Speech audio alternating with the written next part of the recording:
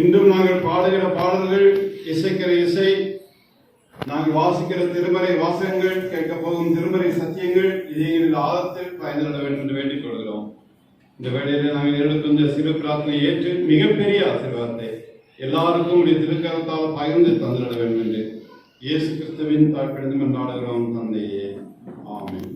நம்முடைய காலை வழிபாட்டுக்கு ஆரம்பமாக பாமாலைகளிலே 198வது பாடலை பாடுவோம்.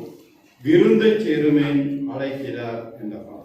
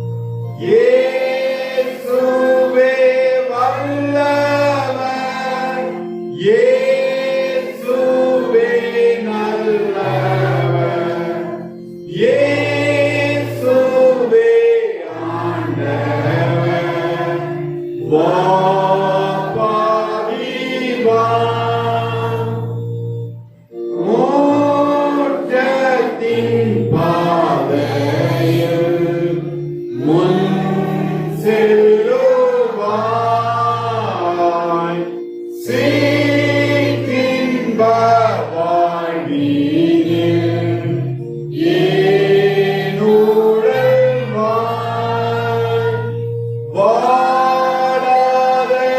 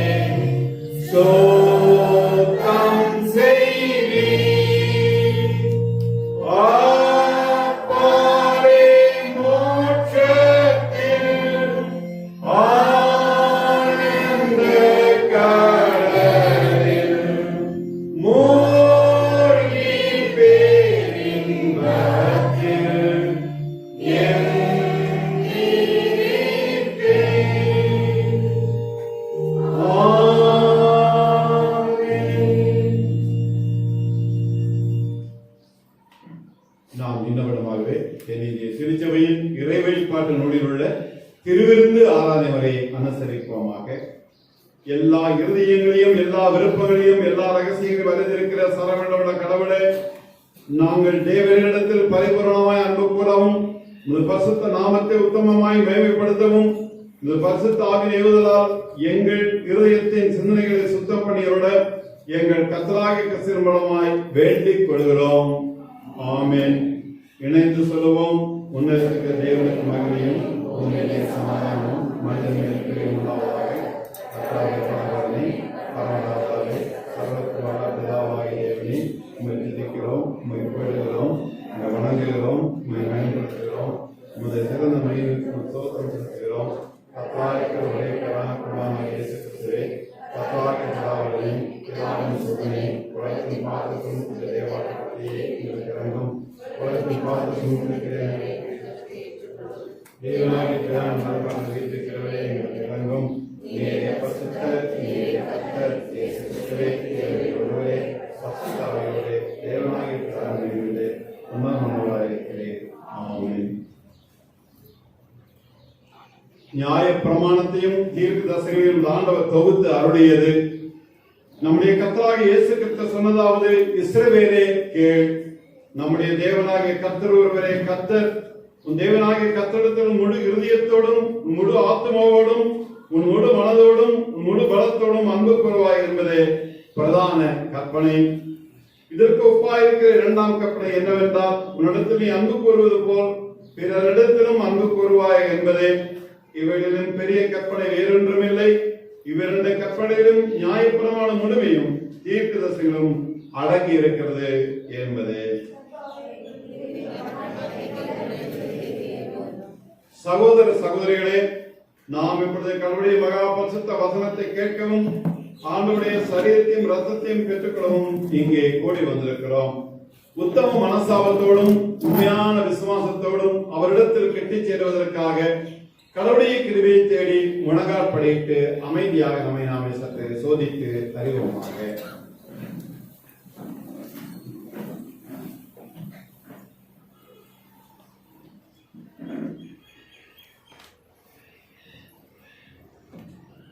நம் பாவங்கள் நிமித்தம் முழுகையத்தோடு உண்மையாய் மனசாபப்பட்டு பிறரிடத்தில் அன்பும் சிநேகமாய் இருந்து இனி கடவுளுடைய கற்பனையை கைக்கொண்டு புதிதாக்கப்பட்டவர்களாய் அவருடைய பரிசுத்த மார்க்கத்தில் நடப்போம் என்று தீர்மானித்திருக்கிற நாம் நமது ஆண்டவர் இயேசு கிறிஸ்துவின் மூலமாய் சரவணமிட கடவுளோடு ஒப்புரவாகும்படி மறுபடியும் நம் பாவங்களை மனத்தாழ்மையாய் அறிக்கை செய்வோமாக. பரமபிதாவே, உமக்கு விரோதமாகவும் எங்கள் அயலாருக்கு விரோதமாகவும் பாவம் செய்து அறிக்கையிடுகிறோம். ஒளியில் நடவாமல் இருடி நடந்து வந்தோம். கிறிஸ்துவின் நாமத்தை சொல்லியும் தீமை விட்டு விலகவில்லை. எங்களுக்கு இறங்க வேண்டும் என்று கொண்டாடுகிறோம். இயேசு கிறிஸ்துவின் நிமித்தம் உங்கள் பாவம் எல்லாத்தையும் மன்னியும். ஒரு பக்தாவினால் நீங்கள் சுத்திகரித்து எங்கள் மனசாட்சி உறுப்பை தரவும். உங்களுடைய வசனம் மயந்தாம்படி நாங்கள் இந்த புது தீர்வுகளாய் கூடியம் செய்ததாக மற்றவர்களுக்கு மன்னிக்க எங்களுக்கு உதவி புரியும். ஆமென். இயேசு கிறிஸ்துவின் மூலமாய் தமிழத்தில் உண்மையாய் மறந்து பெற யாவருக்கும் நடப்படுகிற கிருபை நிறைந்த அருள் வாக்கை கேளுங்கள். வருத்தப்பட்ட பார சுமக்கிறவர்களே, நீங்கள் எல்லாரிடத்தில் வாருங்கள், நான் உங்களுக்கு இளைப்பாறுதல் தருவேன் என்றார் இயேசு. தேவன் தம்முடைய ஒரே பேரான குமாரனை விசுவாசிக்கிறவனோ அவன் கெட்டு போகாமல் நித்தியவனை அடையும்படிக்கு அவரை தந்துடைய இவ்வளவாய் உலகத்தில் அன்பு கூர்ந்தார். பாவிலை ரட்சிக்க கிறிஸ்து இயேசு உலகத்தில் வந்தார் என்கிற வார்த்தை உண்மையும் எல்லா அங்கீகரிப்புக்கும் பாத்திரமானது. ஒருவன் பாவம் செய்வானானால் நீதிபரராயிருக்கிற இயேசு கிறிஸ்து நமக்காக பிதாவிடத்தில் பரிந்து பேசுகிறவராய் இருக்கிறார். நம்முடைய பாவங்களை நிவர்த்தி செய்கிற கிருபாதார பலி அவரே. நம்முடைய பரமபிதாவாகிய சரவணமிட கடவுள் உத்தம மனசாபத்தோடும் உண்மையான விசுவாசத்தோடும் தமிழத்திற்கு மனம் திரும்பி தங்கள் சகோதர சகோதரிகள் குற்றங்களை மன்னிக்கிற யாவருக்கும் பாவ மன்னிப்பை அருளை செய்வோம் என்று வந்து இரக்கமாய் வாக்குத்தத்தம் செய்திருக்கிறார். அவர் நம்முடைய ஆண்டவர் இயேசு கிறிஸ்துவின் நிமித்தம் நமக்கு இறங்கி நம் பாவங்கள் எல்லாவற்றையும் மன்னித்து அவைகளை நின்று நம்மை விடுதலையாக்கி சகல நன்மைகளை நம்மை உறுதிப்படுத்தி நிலை நிறுத்தி நம்மை நித்திய ஜீவக்கரையில் சேர்ப்பாராக. கர்த்தர் உங்களோடு இருப்பாராக. சபையார் அமர்ந்தவனமாக இருப்போம். முதலாம் திருமறை பகுதி வாசிக்க இருக்கிறது.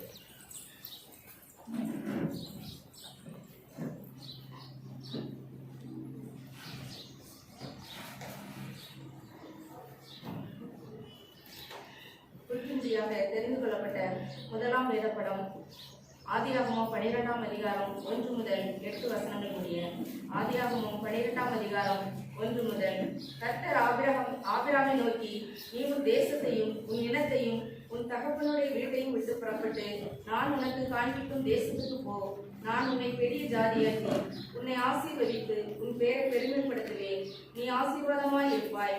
உன்னை ஆசீர்வதிக்கிறவர்களை ஆசீர்வதிப்பேன், உன்னை சபிக்கிறவர்களை சபிப்பேன். பூமியில் உள்ள வம்சங்கள் எல்லாம் உனக்குள் ஆசீர்வதிக்கப்படும் என்றார். கர்த்தர் ஆபிராமுக்கு சொன்னபடியே அவன் புறப்பட்டு போனான். லோத்தும் அவனோட கூட போனான். ஆபிராம் ஆரானை விட்டு புறப்பட்ட போது 75 வயதுள்ளவனாய் இருந்தான். ஆபிராம் தன் மனைவியாகிய சாராயையும் தன் சகோதரனுடைய குமாரனாகிய லோத்தையும் தாங்கள் சம்பாதித்திருந்த தங்கள் சம்பத் எல்லாவற்றையும் ஆரானிலே சகோதரித்த ஜனங்களையும் கூட்டிக் கொண்டு அவர்கள் கானான் தேசத்துக்கு புறப்பட்டு போய் கானான் தேசத்தில் சேர்ந்தார்கள். ஆபிராம் அந்த தேசத்தில் சுற்றி திரிந்து சீகேம் என்ற இடத்துக்கு சமீபமான மோரே என்னும் சமபூமி மட்டும் வந்தான். அக்காலத்திலே கானானியர் அத்தேசத்திலே இருந்தார்கள். கர்த்தர் ஆபிராமுக்கு தரிசனமாகி, உன் சந்ததிக்கு இந்த தேசத்தை கொடுப்பேன் என்றார். அப்பொழுது அவன் தனக்கு தரிசனமான கர்த்தருக்கு அங்கே ஒரு பலிபீடத்தை கட்டினான். பின்பு அவன் அவ்விடம் விட்டு பெயர்ந்து பெத்தேலுக்கு கிழக்கே இருக்கும் மலைக்கு போய் பெத்தேல் தனக்கு மேற்காயும் ஆயி கிழக்காகவும் இருக்க கூடாரம் போட்டு அங்கே கர்த்தருக்கு ஒரு பலிபீடத்தை கட்டி கர்த்தருடைய நாமத்தை தொழுது கொண்டான். வாசிக்கும்படியாக படிக்கப்பட்ட வேத பாடம் வாசித்து முடிந்தாயிற்று. தேவனே உமக்கு ஸ்தோத்திரம் உண்டாவதாக. ஆமென். தொடர்ந்து இரண்டாம் திருமறை பகுதியை வாசிக்க நற்செய்தி பகுதிக்காக அனைவரும் எழுந்து நிற்போம். வாசிக்கும்படியாக தெரிந்து கொள்ளப்பட்ட இரண்டாம் வேத பாடம் மத்தேயு 16ஆம் அதிகாரம் வசனங்கள் 17 26 முடிய. மத்தேயு 16ஆம் அதிகாரம் 17ஆம் வசனம் தொடங்கி 26ஆம் வசனம் முடிய. இயேசு அவனை நோக்கி, யோவானின் குமாரனாகிய சீமோனே, நீ பாக்கியவான். மாம்சமும் இரத்தமும் இதை உனக்கு வெளிப்படுத்தவில்லை, பரலோக ராஜ்யத்தில் இருக்கிற என் பிதா இதை உனக்கு வெளிப்படுத்தினார். மேலும் நான் உனக்கு சொல்கிறேன், நீ பேதுருவா இருக்கிறாய். இந்த கல்லின் மேல் என் சபை கட்டுவேன். பாதாளத்தின் வாசல்கள் அதை மேற்கொள்வதில்லை. பரலோக ராஜ்யத்தின் திறவுகோலை நான் உனக்கு தருவேன். பூலோகத்திலே நீ கட்டுகிறது எதுவோ அது பரலோகத்திலும் கட்டப்பட்டிருக்கும். பூலோகத்திலே நீ கட்டவிழ்ப்பது எதுவோ அது பரலோகத்திலும் கட்டவிழ்க்கப்பட்டிருக்கும் என்றார். அப்பொழுது தாம் கிறிஸ்துவாகிய இயேசு என்று ஒருவனுக்கும் சொல்லாதபடிக்கு தம்முடைய சீஷர்களுக்கு கட்டளையிட்டான். இது முதல் இயேசு தாம் எருசலேமுக்கு போய் மூப்பராலும் பிரதான ஆசாரியராலும் வேத பாரகராலும் பல பாடுபட்டு கொலை உண்டு 3ஆம் நாளில் எழுந்திருக்க வேண்டும் என்பதை தம்முடைய சீஷர்களுக்கு சொல்ல தொடங்கினார். அப்பொழுது பேதுரு அவரை தனியே அழைத்து கொண்டு போய், ஆண்டவரே, இது உமக்கு நேரிடக்கூடாதே, இது உமக்கு சம்பவிப்பதில்லை என்று அவரை கடிந்து கொள்ள தொடங்கினான். அவரோ திரும்பி பேதுருவை பார்த்து, எனக்கு பின்னாக போ சாத்தானே, நீ எனக்கு இடலராய் இருக்கிறாய். தேவனுக்கு ஏற்றவைகளை சிந்தியாமல் மனுஷனுக்கு ஏற்றவைகளை சிந்திக்கிறாய் என்றார். அப்பொழுது இயேசு தம்முடைய சீஷர்களை நோக்கி, ஒருவன் என்னை பின்பற்ற விரும்பினால் அவன் தன்னைத்தானே வெறுத்து தன் சிலுவையை எடுத்துக்கொண்டு என்னை பின்பற்ற கடவன். தன் ஜீவனை ரட்சிக்க விரும்புகிறவன் இதை இழந்து போவான். என் நிமித்தமாக தன் ஜீவனை இழந்து போகிறவன் அதை கண்டடைவான். மனுஷன் உலகம் முழுவதையும் ஆதாயப்படுத்திக் கொண்டாலும் தன் ஜீவனை நஷ்டப்படுத்தினால் அவனுக்கு லாபம் என்ன? மனுஷன் தன் ஜீவனுக்கு ஈடாக எண்ணத்தை கொடுப்பான். வாசிக்கும்படியாக தெரிந்து கொள்ளப்பட்ட இரண்டாம் வேத பாடம் வாசித்து முடிந்தாயிற்று. கிறிஸ்துவை நோக்கி சொந்தம் உண்டவராக நாம் நின்றவனமாகவே நம்முடைய பற்றுறுதியை நிசையாத சமர்ப்பணத்தின் வழியாக ஒருங்கிணைந்து அறிக்கை செய்வோமாக. வானத்தையும் பூமியும் காணப்படுவதும் காணப்படாததுமான எல்லாவற்றையும் படைத்தவராய் இருக்கிற சரவணமுள்ள பிதாவாய் ஒரே தேவனை விசுவாசிக்கிறேன். ஒரே கத்திரமாய் தேவனுடைய ஒரே பேரான பிரமாணமாய் இருக்கிற இயேசு கிறிஸ்துவை விசுவாசிக்கிறேன். அவர் சகல உலகம் உண்டாக்கும் முன்னே பிதாவிலே ஜனிக்கப்பட்டவர், தெய்வத்தில் தெய்வமானவர், ஜோதியில் ஜோதியானவர், மேதியில் மேதியானவர், உண்டாக்கப்படாமல் ஜனிக்கப்பட்டவர், பிதாவுடைய ஒரே தன்மையுடையவர், சகலத்தில் உண்டாக்கினவர், அடுத்ததாக நமக்காகவும் நமக்கு ரட்சிப்புள்ளாகவும் காரணத்தில் இறங்கி பரிசுத்த ஆவியினாலே கண்ணிடத்தில் அவதரித்து மனிதனானார். நமக்காக புதிராத்தின் காலத்தில் சிறுகள் அறைவண்டு பாடுபட்டு அடக்கப்படப்பட்டார். வேத வாக்கும்படி 3ஆம் நாள் உயிர் எழுந்தார். அவருடைய கேலி பிதாவுடைய வார்த்தை வீற்றிருக்கிறார். உயிரிழந்த மருத்துவ ஞானத்திற்கு மகிமையுடைய திரும்ப வருவார். இதற்கு முடிவில்லை. கத்திரமாய் ஜீவனை கொடுக்கிறமாய் பிதாவோட குமாரன் என்று புறப்படுகிறமாய் பிதாவோட குமாரன் கூட கொடுத்து சோதரிக்கப்படுகிறமாய் இயேசு மூலமாக வைத்தவருமாய் இருக்கிற பரிசுத்த ஆவியை விசுவாசிக்கிறேன். ஒரே பொதுவான அப்போஸ்தலர் திருச்சபை முன்னதை விசுவாசிக்கிறேன். அவனுக்கு ஒரே ஞானஸ்நானம் கிடைக்கிறேன். மரித்தவர் உயிர்த்தலும் மறுவிற்கும் காத்திருக்கிறேன். ஆமென். நாம் மீண்டுமாக ஆண்டவருக்கு நன்றி செலுத்த பாமாலைகளிலே 292வது பாடலை பாடுவோமாக. பாமாலை 292. நான் பாவிதான் ஆனாலும் நீர் மாசற்ற ரத்தம் சிந்தினி வா என்று என்னை அழைத்தி என் மீட்பரே வந்தேன். இந்த பாடலுக்கு பின் மத்தியில் இருக்கும் இறை செய்தியாளர் செல்வராஜ் அவர்கள் ஆண்டவருடைய அருட்செய்தியை நமக்கு வழங்குவார்.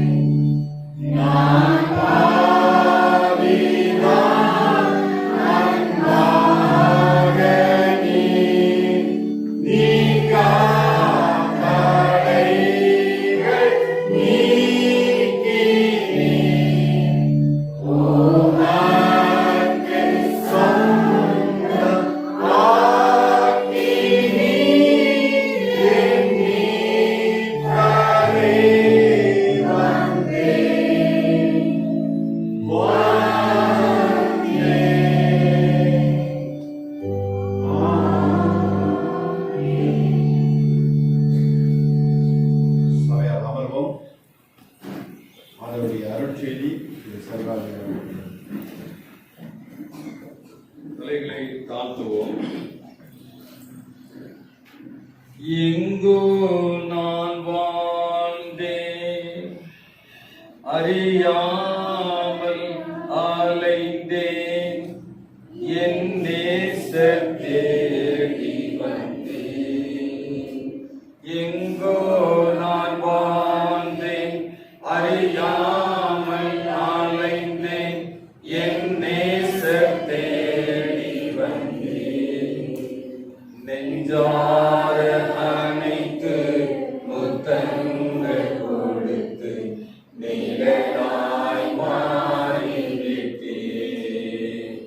ஐயா நெஞ்சார அணைத்து முத்தங்கள் கொடுத்து நிழலாய் மாறிவிட்டேன். நன்றி உமக்கு நன்றி ஐயா, நன்றி உமக்கு நன்றி. அப்பா பிதாவே அன்பான தேவா, அருமை இரட்சகரே,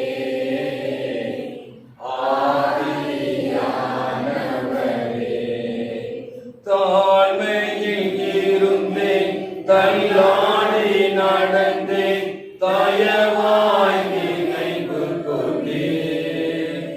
தாழ்மையில் இருந்தேன், தள்ளாடி நடந்தேன், தயவாய் நினைவு கொண்டேன். கலங்காதே என்று கண்ணீரை துடைத்து கரம் பற்றி நடத்துகிறேன். ஐயா கலங்காதே என்று கண்ணீரை துடைத்து கரம் பற்றி நடத்துகிறேன். நன்றி உமக்கு நன்றி ஐயா, நன்றி உமக்கு நன்றி.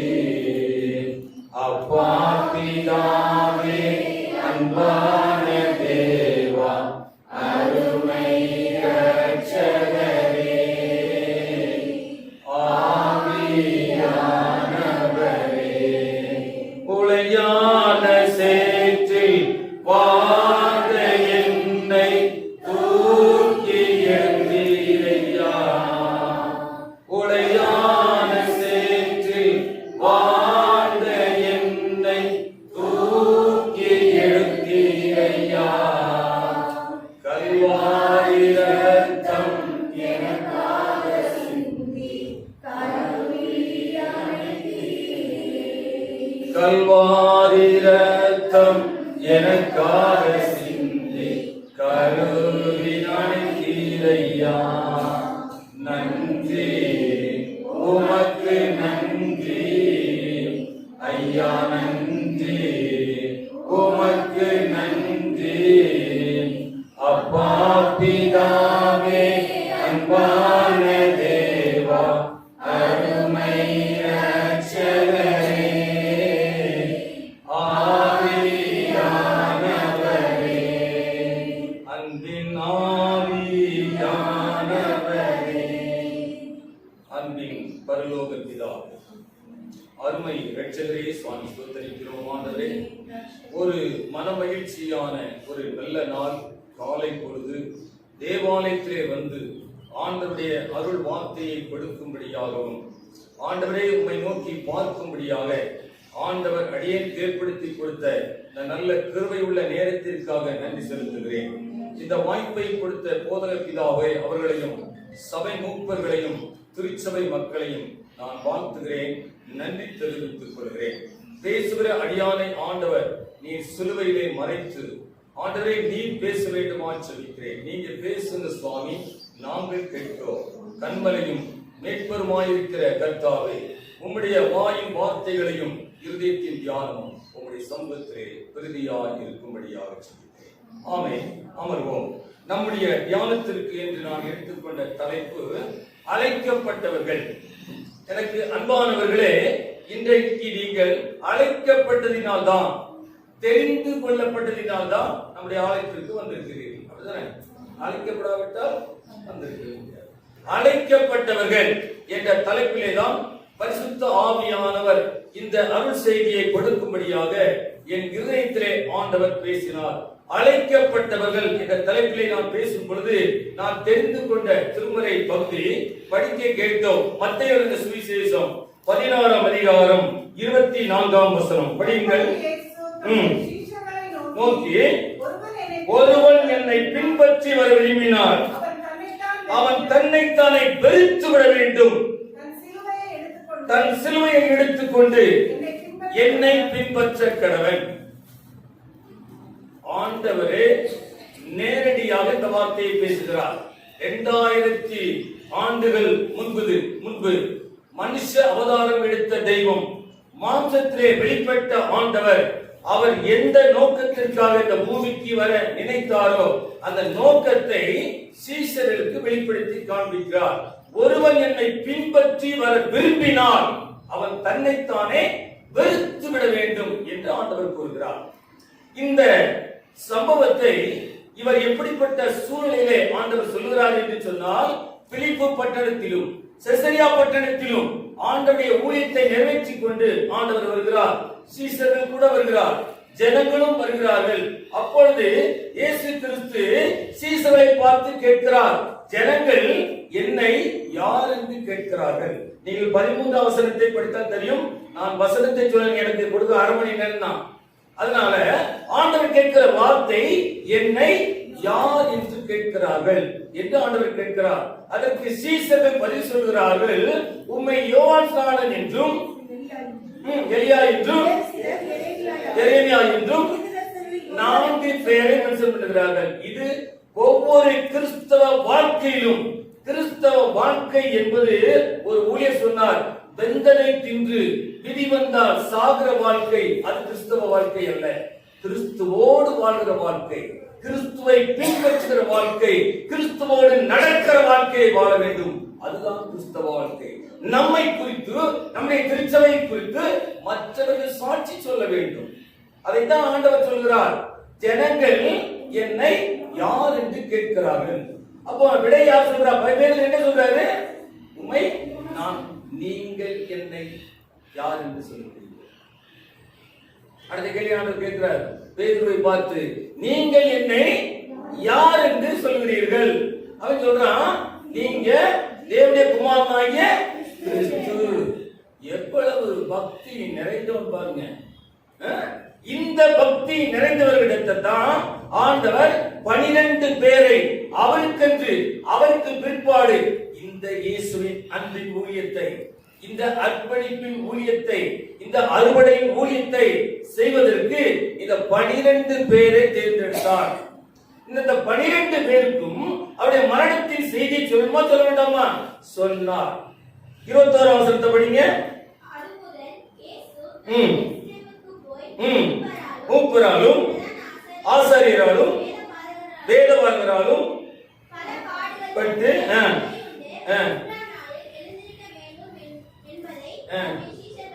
சொன்னார். இவர் சீசர்களுக்கு இந்த வார்த்தை சொல்லணுமா சொல்லக்கூடாதா?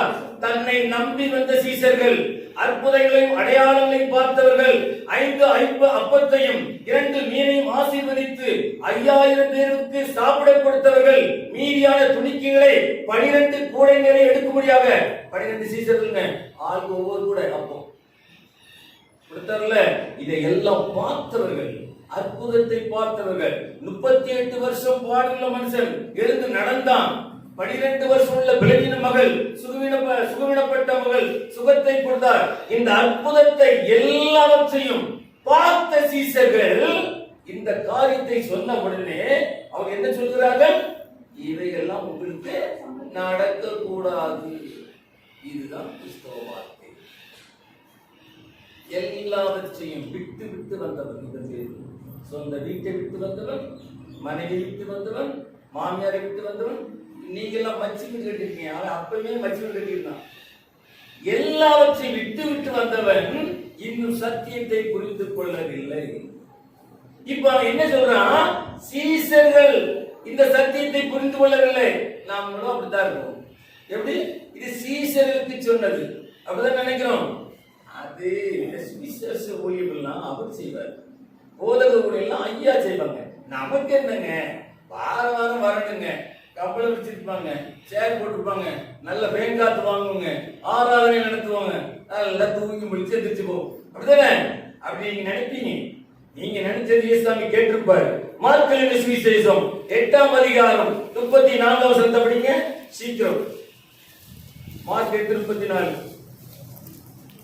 பின்பு அவர் ம். ஜனங்களையும் நம்முடைய சீஷர்களையும் நம்மிடத்தில் அழைத்து, ஒருவன் என் பின்னே வர விரும்பினால் அவன் தன்னைத்தான் வெறுத்து சிலுவையை எடுத்துக்கொண்டு என்னை பின்பற்ற கடவுள். இப்போ 8:24 ஆண்டவர் சொல்றாரு சீசர்களை நோக்கி. இப்ப இங்க என்ன சொல்றாருங்க? ஜனங்களை பார்த்து, உங்களையும் பார்த்து தான் இந்த வார்த்தையை சொல்றாரு. நீங்க நினைச்சது ஆண்டவர் கேட்டுக்கணும்னு நினைக்கிறேன். அவங்களுக்கு தான் இந்த ஊழியம், நமக்கு இல்லை. அப்படிதானே? நீங்க நினைச்சது நினைப்பீங்க நீங்க. அதனால ஆண்டவர் சொல்றாரு ஜனங்களையும் பார்த்து இந்த வார்த்தையை ஆண்டவர் சொல்றார். இப்போ இந்த வார்த்தையை நீங்க மட்டும் தான் கேட்டுட்டு இருக்கீங்க. ஆனா ரோட்ல போறவங்களும் கேட்பாங்க. கேட்பாங்களா கேட்க மாட்டாங்களா? கேட்பாங்க. ஏன்னா காது எல்லாருக்கும் இருக்குது. காது உள்ளவன் கேட்க கடவன் என்று ஆண்டவர் சொல்லுகிறார். லூக்கா எழுதின சுவிசேஷம் 9:23 படிங்க. பின்பு அவர் எல்லாரையும் நோக்கி நல்லா கவனிங்க. அவன் தன்னைத்தான் வெறுத்து சிலுவையை அனுதினமும் எடுத்துக்கொண்டு என்னை பின்பற்ற கடவன். ஆண்டவர் ஒவ்வொருவரும் இந்த வேதத்தை பூக்கினவர்கள், இந்த வேதத்தை திறந்தவர்கள், இந்த வேதத்தை தொட்டவர்கள், இந்த வேதத்தை பார்த்தவர்கள், இந்த வேதத்தை படித்தவர்கள், தேவாலயத்திற்கு வருகிறவர்கள், போகிறவர்கள், ஜெபித்தவர்கள், முழங்கால்கள் அனைத்து பேருக்கு தான் அந்த வார்த்தை. ஒருவன் என்னை பின்பற்றி வர விரும்பினால் தன்னைத்தானே வெறுத்து விட வேண்டும் என்று. இப்போ ஆண்டவர் இவர்களை அழைத்தார். ஒருவரை போ என்று சொல்கிறார். அவரை பார்க்கல, நம்ம இவங்களை அழைச்சிட்டாருங்க. ஒருவரை போ என்று சொல்கிறார். அவரை பார்த்துருக்கீங்களா? ஆதியாகமம் 12:1 படிங்க சீக்கிரம். கர்த்தர் ஆபிரகாமை நோக்கி, நீ உன் தேசத்தையும் உன் இனத்தையும் தகப்பனுடைய வீட்டையும் விட்டு புறப்பட்டு நான் காண்பிக்கும் தேசத்துக்கு போ என்கிறார். அந்த 12 பேரை வான்னு சொன்னவரு இவரை போன்னு சொல்றாரு. முதலில் நீங்கள் உன் தேசத்தை விட வேண்டும், உன் இனத்தை விட வேண்டும், உன்னுடைய வீட்டை விட வேண்டும். கிறிஸ்தவ வாழ்க்கை என்பது சாதாரண வாழ்க்கை அல்ல. வில்லியம் ஆல்ட் என்ற ஒரு மிஷனரியை குறித்து நான் படித்துக் கொண்டிருந்தேன். சிவகாசி பட்டணத்திலே ஊழியம் செய்தவர், இங்கிலாந்து தேசத்தை சேர்ந்தவர், மிகப்பெரிய ஒரு செல்வந்தர்.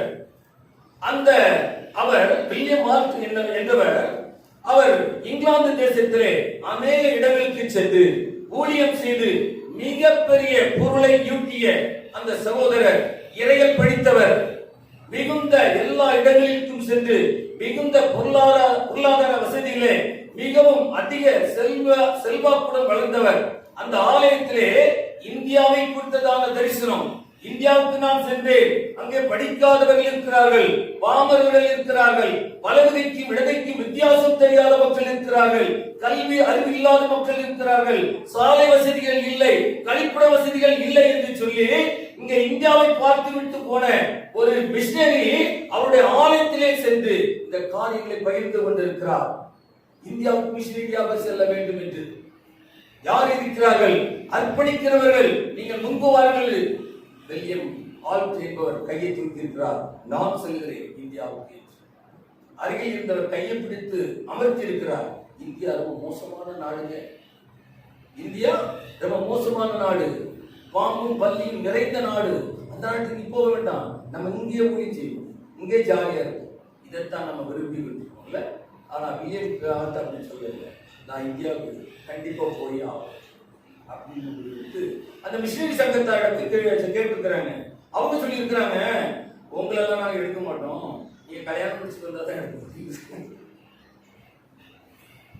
மதங்கள் வந்தா தான் நாங்க உயிர்த்துக்கிட்டு அப்படின்ட்டாங்க. உடனே இவரு விழுந்தாட ஆரம்பிச்சிட்டாரு. ஒரு வருஷம் தேடி ரூத்து அம்மாவை கட்டிட்டு மறுபடியும் போய் மிஷனரி சங்கத்தில் போய் கொடுத்துருக்காரு. ஐயா நாங்க கல்யாணம் முடிச்சுட்டேன், என்ன அனுப்புங்க. சரி நீங்க வாங்க. கப்பல்ல தான் போகணும். 6 மாசம் 180 நாள் கடந்துதான் இந்தியா புறப்படுறீங்க. வருகிற வழியிலே தன் மனைவிக்கு உடம்பு சரியில்லை, மருத்துவ வசதி இல்லை, அவங்களுக்கு உயர்தர சிகிச்சை கொடுக்க முடியல. கப்பல்லே அந்த அம்மா இருந்துச்சார். வாழ்க்கையே இன்னும் ஆரம்பிக்கவே இல்லை. என் அன்புக்குரியவர்களே, வாழ்க்கையை தொடங்க கூட முடியவில்லை. அந்த சகோதரி கப்பலிலே இருந்து விட்டார்கள். அவர்களை அடக்கம் பண்ணுவதற்கு கூட அவரால் இயலவில்லை. கப்பலில் இருந்தவர்கள் சொன்னார்களாம், கல்லை கட்டி கடலிலே இறக்கி விடலாம் என்று. எல்லாரும் அப்படி சொல்லி அந்த சகோதரியை ஜெபித்து கடலிலே இறக்கி விட்டார்களாம். அழுகையும் கண்ணீருமாக சிவகாசி பட்டணத்திற்கு வந்தார் வில்லியம்மா. எல்லாரும் ஜோடி ஜோடியாக வந்தார்களாம், இவர் மட்டும் தனியாக வந்தார்களாம். அங்கே பார்க்கும்போது எல்லாம் சிற்றாலயங்களாக இருந்ததா. 8 ஆண்டுகள் ஊழியம் செய்திருக்கிறார். 8 பள்ளிக்கூடத்தை கட்டியிருக்கிறார். ஒரு ஆலயத்தை கட்டியிருக்கிறார். அவருக்கும் அந்த தொற்று நோய் வந்துவிட்டது. அவர் 8 வருஷ வாழ்க்கை. 8 பள்ளிக்கூடத்தை கட்டியிருக்கிறார். ஒரு ஆலயத்தை கட்டியிருக்கிறார். நீங்களும் நானும் என்ன செய்திருக்கிறோம்? எனக்கு அன்பானவர்களே, ஆபிரகாமை குறித்து நாம் படித்தோம். ஆபிரகாம் எப்படிப்பட்டவன்? மிகப்பெரிய சீமான். படிங்க 18:1 படிங்க.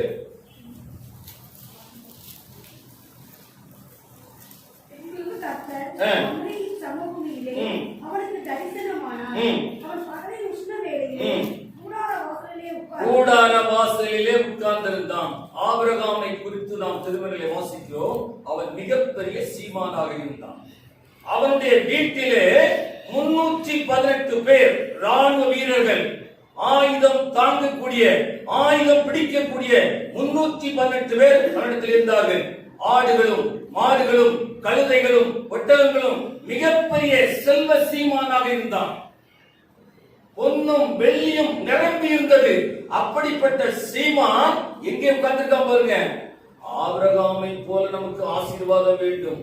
இன்றைக்கு நம்ம ஜெபிக்கிறோம்ல, அவன் எங்க உட்கார்ந்திருக்கிறான்? சமபூமியில. மரத்தடி நிழல் கூட இல்லைங்க, சமபூமியில கூடாரம் போட்டு வாழ்ந்துட்டு தானா. கூடாரம் யாருக்கு போடுவான்? இந்த ஏரியாவில் நான் 10 வருஷம் முந்தி நான் வந்து ஊழியத்தி வந்திருக்கிறேன். நரிக்குறவர்கள் கூடாரம் போட்ட இடம். நரிக்குறவர்கள் தான் கூடாரம் போடுவாங்க. ஆபிரகாம் என்ன நரிக்குறவங்க? அவன் சீமானுங்க, ஜமீன்தாரு, மாளிகையில வாழ வேண்டும். அவன் கூடாரம் போட்டிருந்தானா. கூடாரம் போட்டு உஷ்ண வேலையில சொல்றேன், நீங்க சாயங்காலம் தான் வாக்கிங் போகணும். அப்பதான் ஜில்லுன்னு காத்து வரும். அவன் மதியான நேரத்துல வெயில்ல சம பூமியில கூடாரம் போட்டு அமர்ந்திருந்தான் என்று வேதம் சொல்லுகிறது. அடுத்த வசனம் படிங்க. கண்களை ஏறெடுத்து பார்க்கும் போது நின்றார்கள்.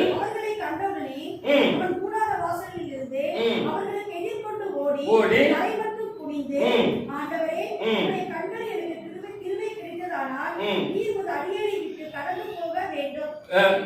வேண்டாம்.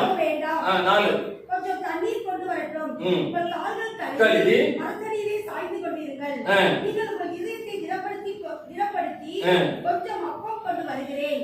அப்புறம் நீங்கள் உங்கள் வழியிலே போகலாம். இதற்காகவே அடியேன் இடம் வரைக்கும் வந்தீர்கள் என்றார்.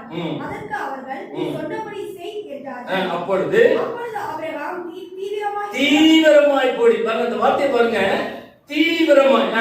கூடாரத்திற்கு போய் சீக்கிரமாய் 3 படி வெள்ளிய மாவு எடுத்து பிசைந்து அப்பம் சுடு என்ன. போதும் பாருங்க, 3 புருஷர்கள் வந்திருக்கிறாங்க.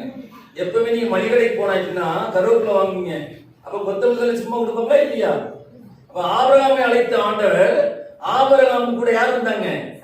இல்லைங்க, லோத்து இருந்தாருங்க. சாராகம் இருந்தாங்க. அப்ப ஆபிரகாமுக்கு ஈக்குவல் பணக்காரன் யாருங்க? லோத்து.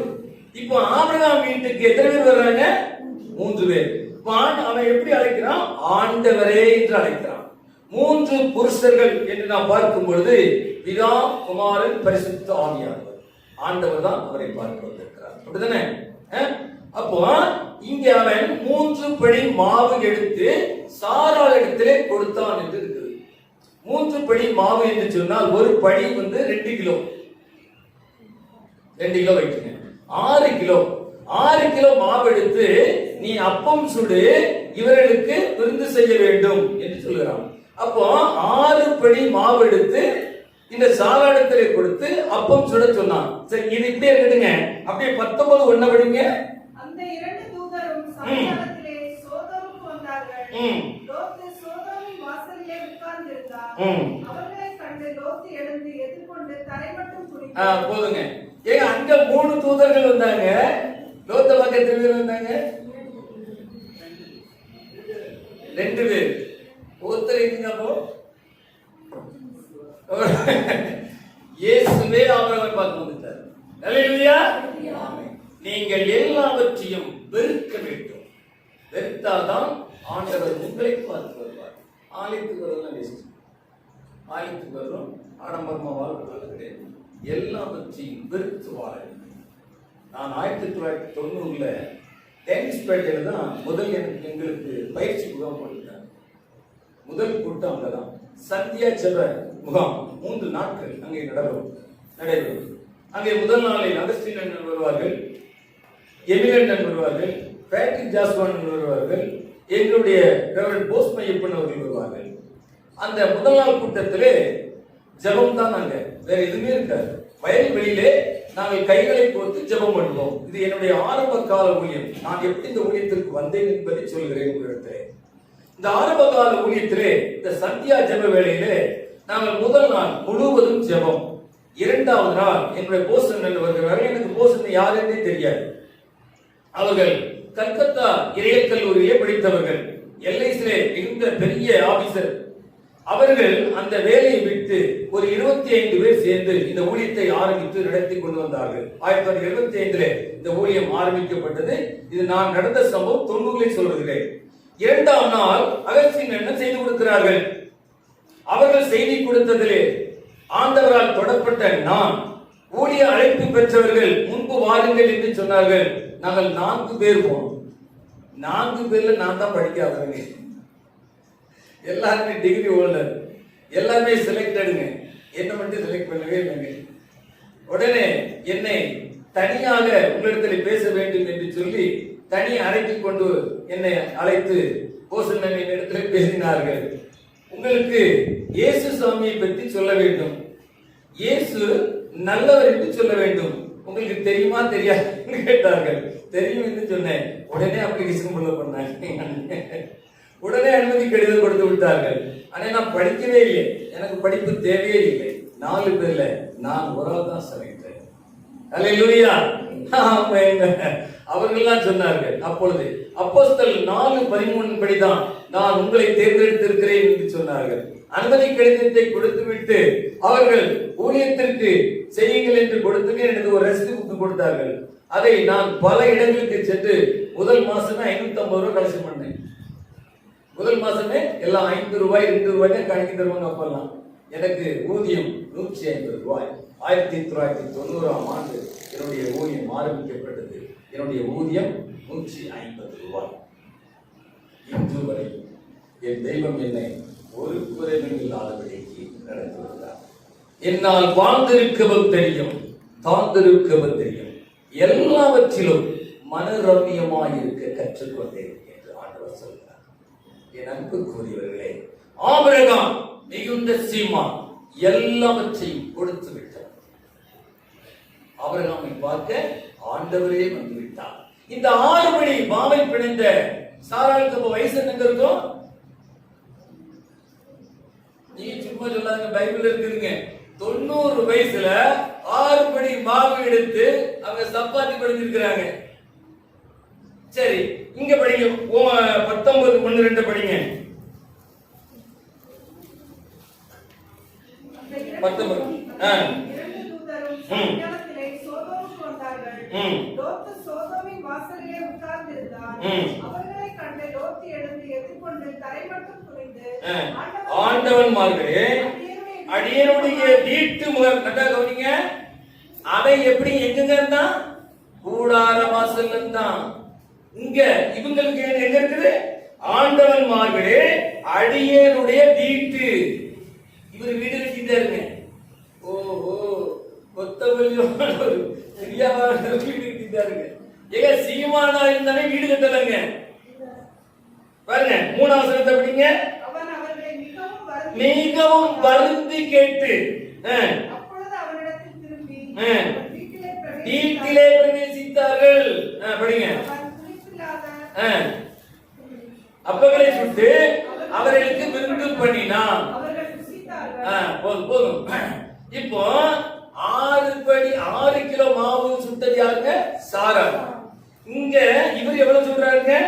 இவர் புளிப்பில்லா அப்பம் சுட்டு அவர்களுக்கு விருந்து பண்ணினான். யாரு? லோத்துவே விருந்து பண்ணினான். இப்ப நான் கேட்கிறேன், இவங்க வீட்டுல நான் என்னுடைய வயசுக்கு இந்த வார்த்தை சொல்லலாம், 3 தொகுதிகள் இருந்தாங்க. எங்க போனாங்க? லோத்து மனைவி 2 பிள்ளைகள் இருந்தாங்க. எங்க போனாங்க அவங்க? ஒருவேளை வீட்டு வளர்த்து போயிட்டாங்களோ, நாடகம் பார்த்துட்டு இருந்தாங்களோ எனக்கு தெரியல. தேவதூதர்கள் வந்திருக்கிறாங்க, ஊழியக்காரர் வந்திருக்கிறாங்க, எங்க போயிட்டாங்க? அவங்க பைபிள் இல்லையே, இல்ல 3 பேர் இருக்கிறாங்கல்ல. அங்க சாராலே சுட்டாங்க பைபிள்ல இருக்குதுங்க. இங்க இவரே சுட்டு இருக்கிறார் லோத்து. இவரே படுத்து, இவரே தண்ணி ஊத்தி, இவரே உப்பு போட்டு, இவரே அப்பம் சுட்டு, இவரே ஊட்டி விட்டு இருக்கிறார்.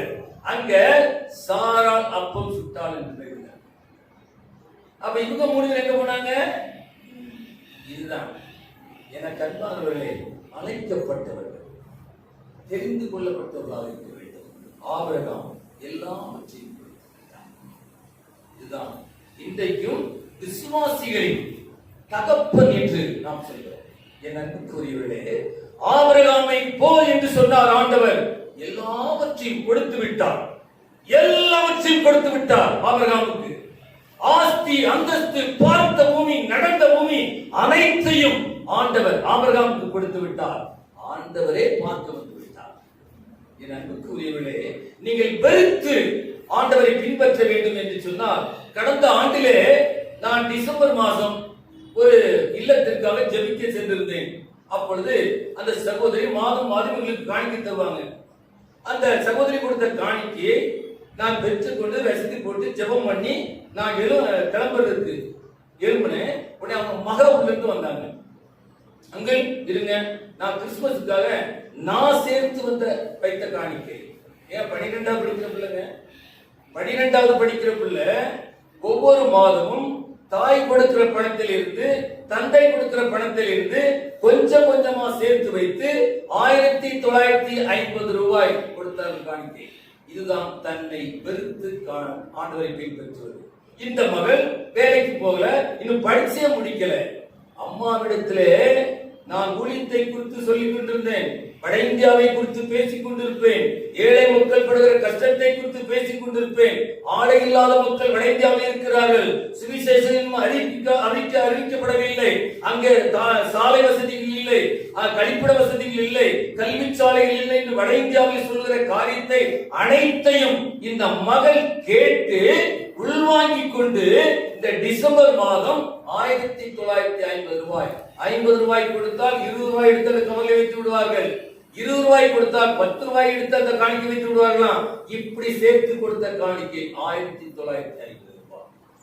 தன்னை தானே வெறுத்து ஆண்டவரை தாயை போல பிள்ளை, நூலை போல சேலை என்பார்கள். அதுதான் நல்ல பிள்ளை.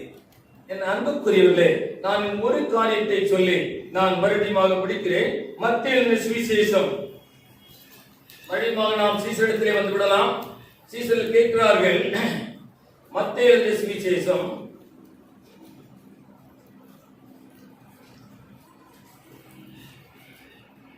19ஆம் அதிகாரம் 26, 27. இயேசு அவர்களை பார்த்து, மனுஷரால் இது கூடாததுதான், தேவனாலே எல்லாம் கூடும் என்றார். அப்பொழுது பேதுரு அவரை நோக்கி, இதோ நாங்கள் எல்லாவற்றையும் விட்டு 29 படிங்க.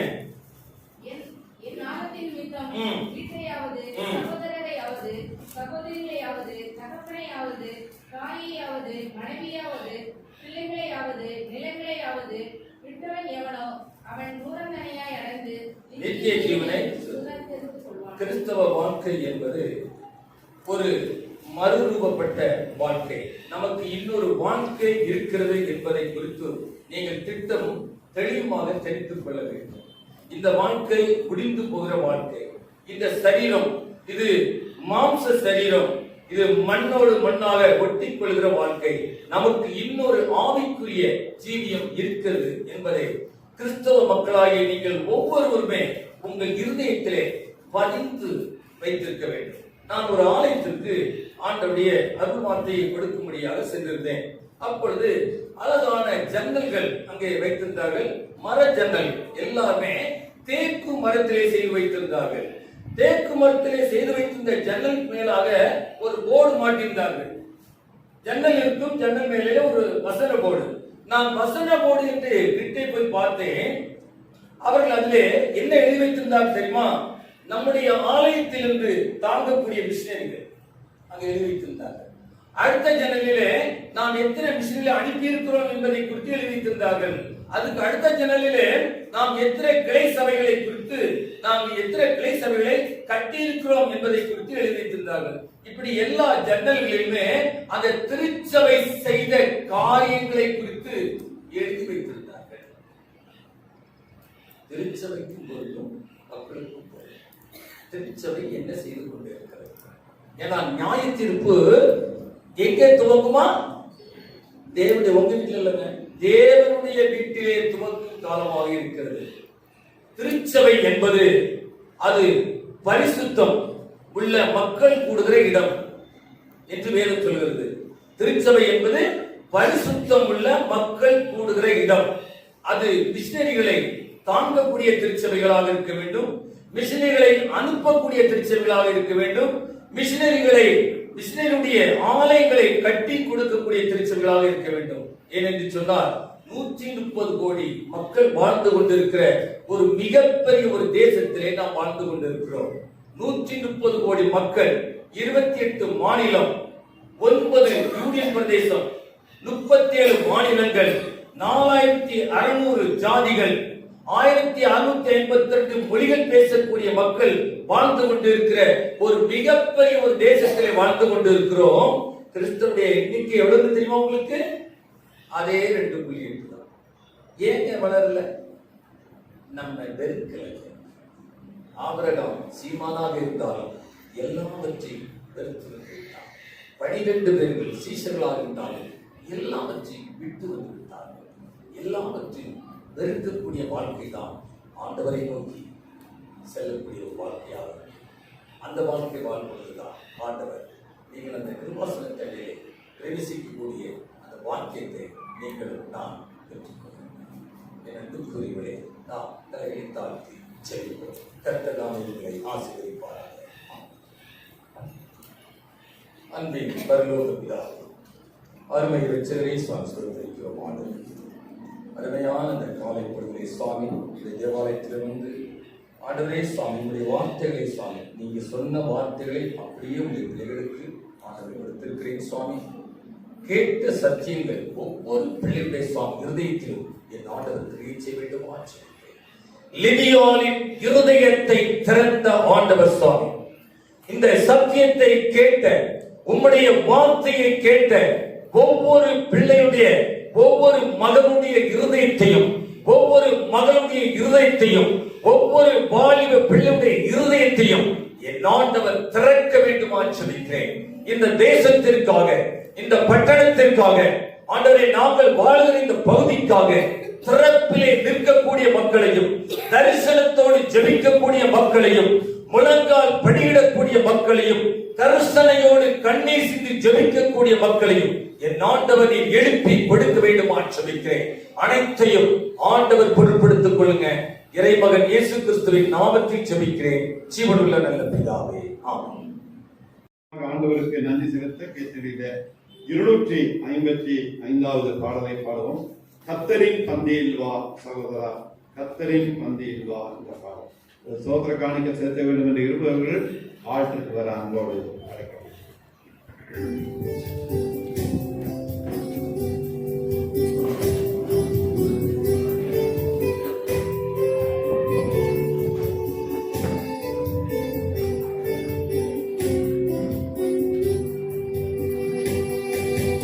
கர்த்தரின் பந்தியில் வா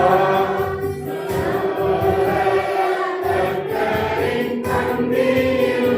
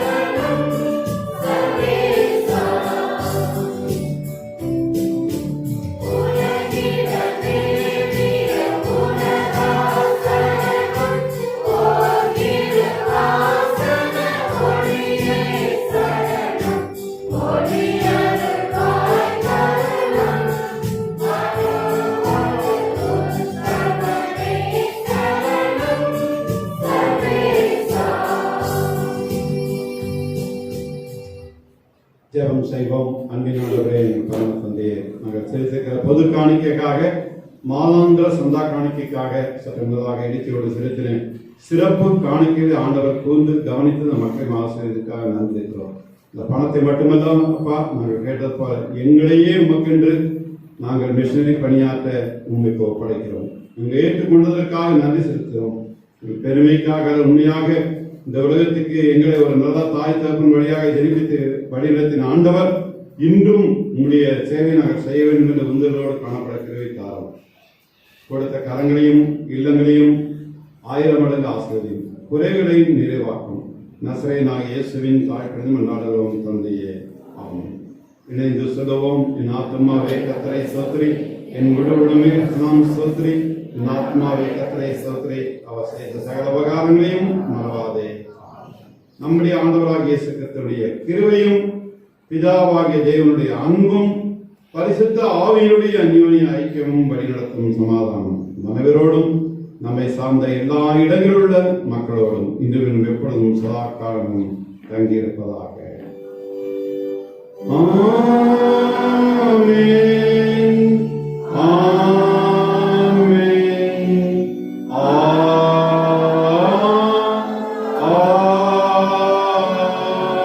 ஆமென்.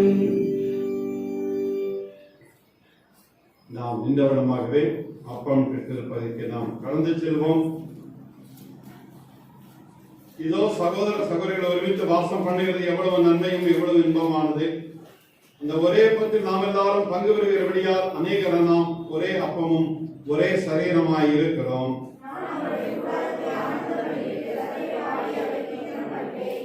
வலது பக்கம் இடது பக்கம் பார்த்து அவரது வந்தனம் செலுத்தி உங்கள் அன்பை பகிர்ந்து கொள்ள அன்போடு அழைக்கப்படுகிறீர்கள். நாம் முழங்கால் படித்து கீழ்கண்ட ஜெபத்தை இணைந்து எழுப்போமாக. இயேசுவே, உத்தம பிரதான ஆசாரியரே, நீர் வசீகரணத்தில் பிரசன்னமாயிருந்தது போலவே எங்கள் மத்தியிலும் பிரசன்னமாகி அப்பத்தை பெட்டியில் உங்களுக்கு வெளிப்படுத்தி அருளும். நீரே பிதாவோடும் பரிசுத்த ஆவியோடும் சதா காலமும் ஒரே கடவுளா ஜீவித்து அரசாளுகிறேன். ஆமென். ஆண்டவர் உங்களோடு இருப்பாராக. உங்கள் இருதயங்களை உயர்த்துங்கள். நம்முடைய ஆண்டவராகிய கடவுளுக்கு தோத்திரம் செலுத்த கடவோம். ஆண்டவரே, பரிசுத்த பிதாவே, சர்வவல்லமையுள்ள நித்திய கடவுளே, நாங்கள் எக்காலத்திலும் எவ்விடத்திலும் தோத்திரம் செலுத்துகிறது தகுதியும் நீதியும் எங்களை விஷயத்த கடமையுமாய் இருக்கிறது. உமது குமாரனும் ஆண்டவருமாக இயேசு கிறிஸ்துவின் மூலமாக நீ வானங்களையும் பூமியையும் அவர்கள் எல்லாருக்கும் சிருஷ்டித்தீர். மனிதனையும் உமது சாயலாக உண்டாக்கினீர். அவன் பாவத்தில் விழுந்தபோது புதுசிற்றின் முதல் பலனாக நீர் அவனை மீட்டுக் கொண்டீர். ஆதலால் தூதரோடும் கலவ சமயத்தோடும் நாமத்தை கொண்டு மேன்மைப்படுத்தி கர்த்தராகிய தேவனே, நீ பரிசுத்த பரிசுத்த பரிசுத்த, வானம் பூமியில் மகிமையாக நிறைந்திருக்கின்றன. தேவனுக்கே மகிமையுண்டாவதாக என்று இடைவிடாமல் சோதரிக்கிறோம். கர்த்தருடைய நாமத்தினாலே வந்தவன் வருகிறமான சோதிக்கப்பட்டவர் முன்னேற்றத்தை சொன்னார். ஆம் பிதாவே, நீ பரிசுத்த, நீ சோதரிக்கப்பட்டவர். தேவனே, மனிதர் ஒழுக்கமாய் அன்பு கூர்ந்து ஒரே பேரான குமாரனாக இயேசு கிறிஸ்துவின் தம்மையை தரித்துக் கொள்ளவும் சிலுவையில் மரித்தங்களை மீட்டுக் கொள்ளவும் அவரை தந்தருடனே. அவர் சிலுவையில் ஒரே தினம் தம்மைத்தாமே ஏகபடியாக ஒப்புக் கொடுத்து சர்வலோகத்தின் பாவனை நிறுத்தி செய்வதற்கு நிறைவும் பூரணமும் பொன்னமான பலியும் காணிக்கையும் பரிகாலத்தையும் செலுத்துவது அல்லாமல் தமது அருமையான மரணத்தை என்னென்றைக்கு நினைப்பூட்டும் ஞாபகத்தை நியமித்து தாம் திரும்ப வருவனவும் நாங்கள் அனுசரித்து வரும்படி தமது பரிசுத்த சுவிசேஷத்தில் கட்டளையிட்டதினாலே அவர் தாம் காட்டிக் கொடுக்கப்பட்டு அன்று ராத்திரியிலே அப்பத்தை எடுத்து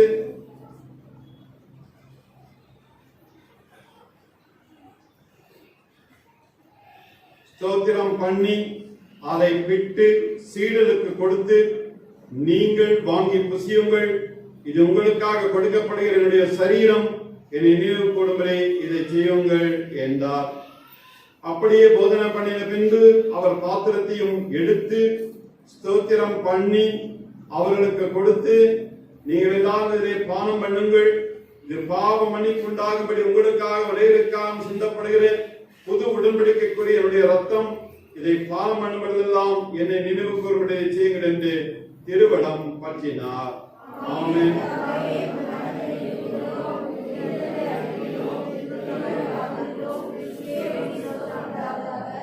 ஆதலால் பிதாவே, உமது குமாரனாகிய ஆண்டவரின் அருமையான பாடுகளையும் மரணத்தின் மகிமையான உயிர்த்தின் பரவையை நினைவு கூர்ந்து முதலியார்களாக நாங்கள் அவருடைய கட்டளையின்படியே திரும்ப வளவனும் அவரை நினைவு கூர்ந்து இதை செய்கிறோம்.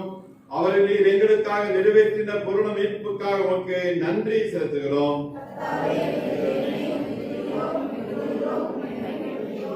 இரக்கமுள்ள பிதாவே, நாங்கள் பெற்கிற அப்பம் கிறிஸ்துவுடைய சரீரத்தின் ஐக்கியமாயும் நாங்கள் ஆசீர்வதிக்கிற பாத்திரம் கிறிஸ்துவுடைய ரத்தத்தின் ஐக்கியமாயிருக்கும்படி எங்களையும் நீரே தன் இந்த அப்பத்தையும் திராட்சை ரசத்தையும் பரிசுத்த ஆவியால் பரிசுத்தப்படுத்த வேண்டும் என்று மிகுந்த தாழ்மையோடு பிரார்த்திக்கிறோம். நாங்கள் எல்லாரும் எங்கள் ஆண்டவர் கிறிஸ்துவில் கூட்டி இணைக்கப்பட்டவர்களாகி விசுவாசத்தில் ஒருமைப்படவும் தலையாகி அவருக்குள் எல்லாவற்றையும் வளரவும் கிருபை செய்யும். அவரோடு பரிசுத்த ஆவியோடும் ஐக்கியமாய் இருக்கிற சர்வ வல்லமையுள்ள பிதாவாகி உமக்கு அவர் மூலமாக சகல கனமும் மகிமையும் என்றென்றைக்கும் உண்டாவதாக.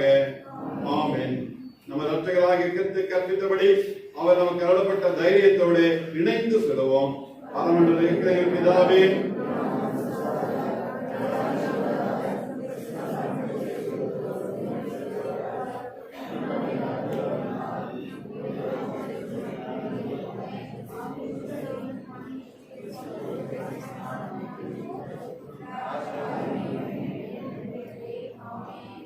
இணைந்து சொல்லுவோம். இரக்கமுள்ள கர்த்தாவே,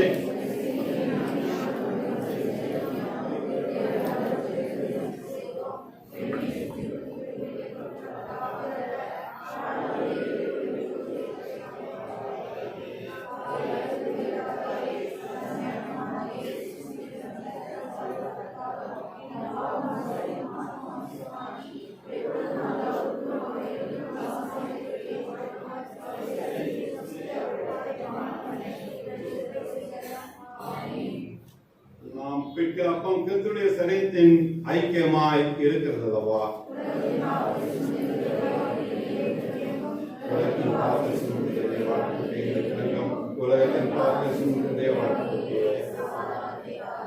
நாம் திருப்பதியிலே இணையமன் முற்றிலுமானவை தாட்டி ஆண்டவருடைய பொற்கரங்களிலே நாம் ஒவ்வொருவரையும் ஜெபத்தின் வாயிலாக முழுமையாக ஒப்படைப்போமாக.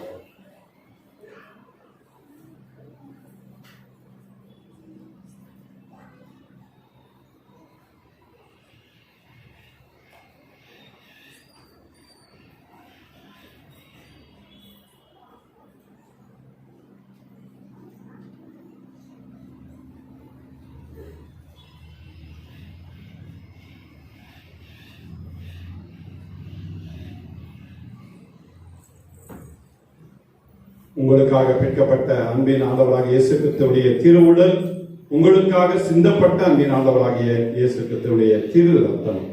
இது விசுவாசத்தோடும் நம்பிக்கையோடும் பெற்றுச் செல்ல அன்போடு நீங்கள் அழைக்கப்படுகிறீர்கள்.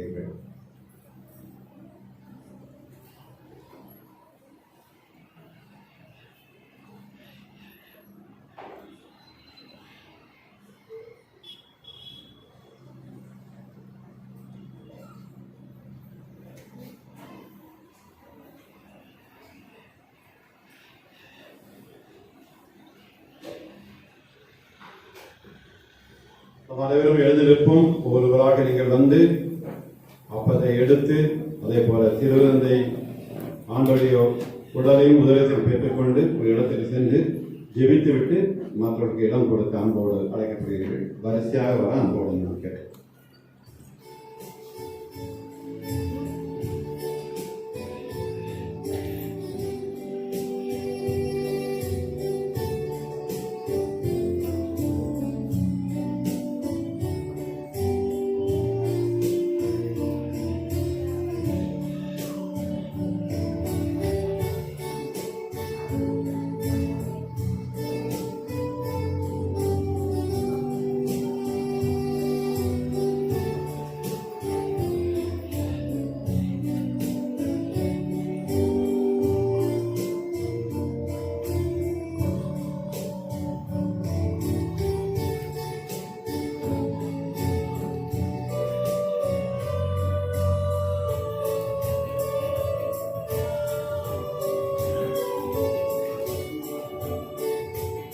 உங்களுக்காக பிற்கப்பட்ட அன்பின் ஆண்டவராகிய இயேசு கிறிஸ்துவுடைய திருவுடல், உங்களுக்காக சிந்தப்பட்ட அன்பின் ஆண்டவராகிய இயேசு கிறிஸ்துவுடைய திரு ரத்தம் விசுவாசத்தோடு உட்பட அன்போடு அழைக்கப்படுகிறது.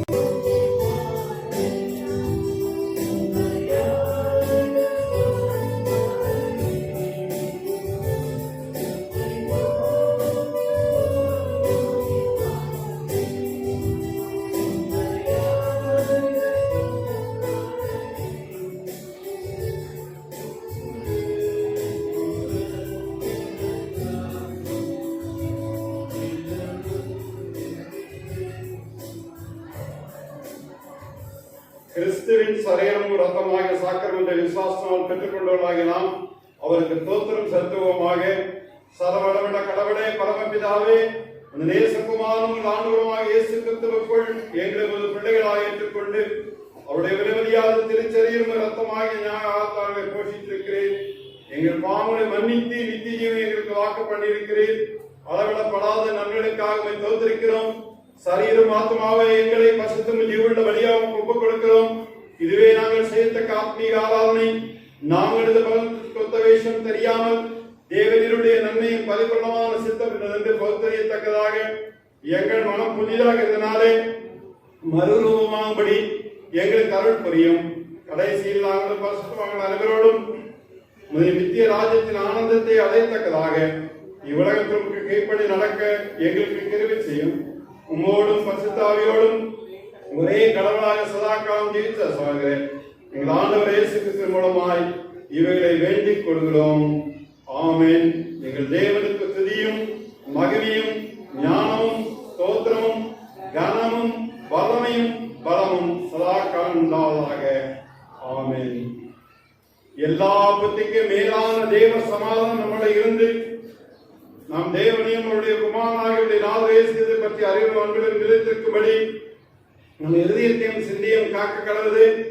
பிதா குமாரன் பரிசுத்த ஆவியுமாகிய சர்வ வல்லமை புரிந்த தேவனுடைய ஆசீர்வாதம் நமக்குள்ளே இருந்து எப்பொழுதும் நமக்குள்ளே நிலைத்திருக்க கடவுது. ஆமென்.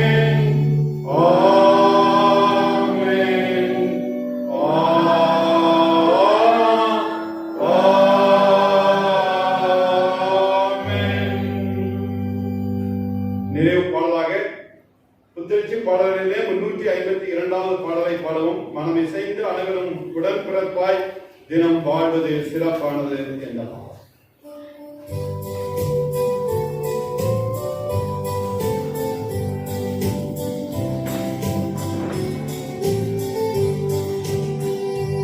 மனம் இசைந்து அனைவரும் உடன்பிறப்பாய் தினம் வாழ்வது சிறப்பானது.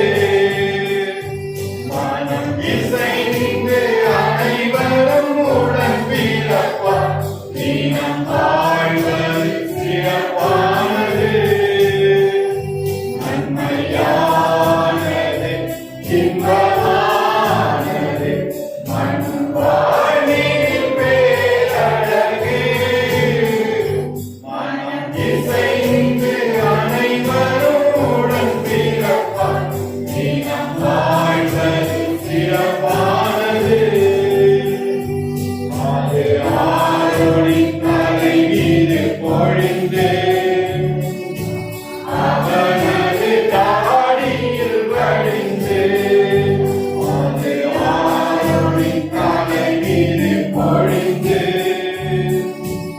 அவனது தாடியில் வழிந்து. அங்கியில் குழைந்து தொங்கலில் இணைந்து.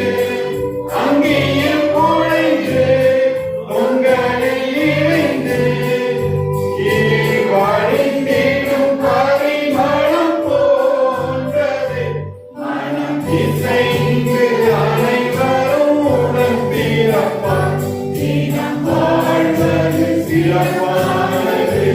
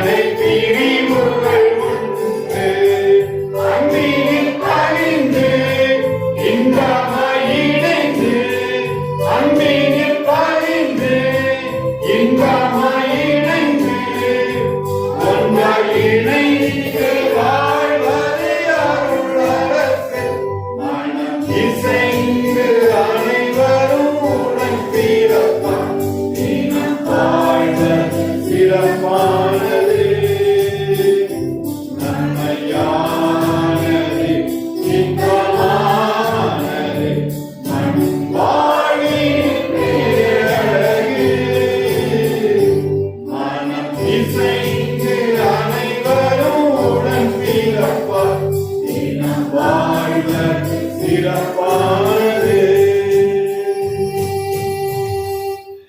அன்பின் ஆண்டவரே, மனம் இசைந்து அனைவரும் உடன்பிறப்பாய் வாழ்வது சிறப்பானது என்று நாங்கள் பாட நினைத்த கிருபைக்காக நன்றி இருக்கிறோம் சுவாமி. ஒருமுக சிந்தை ஒரே எண்ணம் இருக்கத்தக்கதாக நீர் கிருபைத்தார். குறிப்பாக இந்த 2 காலங்களிலே சுவாமி, இந்த ஞாயிற்றுக்கிழமை வழிபாட்டிலே கலந்து கொண்ட அனைவரையும் நீர் ஆசீர்வதிப்பீராக.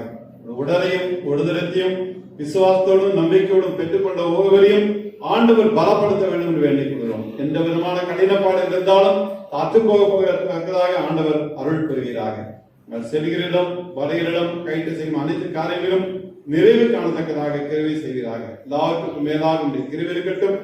மீண்டும் நாங்கள் ஒருவருக்கு ஒருவர் இதே ஆலயத்திலே முகமுகமாய் பார்க்கும் வரை ஆண்டவருடைய மாறாத பிரசனம் அக்னி ஸ்தம்பமாக மேக ஸ்தம்பமாக ஒருவரோடும் இருந்து வழிநடத்தி விட வேண்டும் என்று இறை மகனாகிய இயேசு கிறிஸ்துவின் பொற்பாதம் பணிந்து கெஞ்சி மன்றாடி கேட்டுக்கொள்கிறோம். அன்பின் பரம தந்தையே, ஆமென். கர்த்தர் நம்மளோடு இருப்பாராக. சமாதானத்தோட செல்ல கடவோம். God bless you.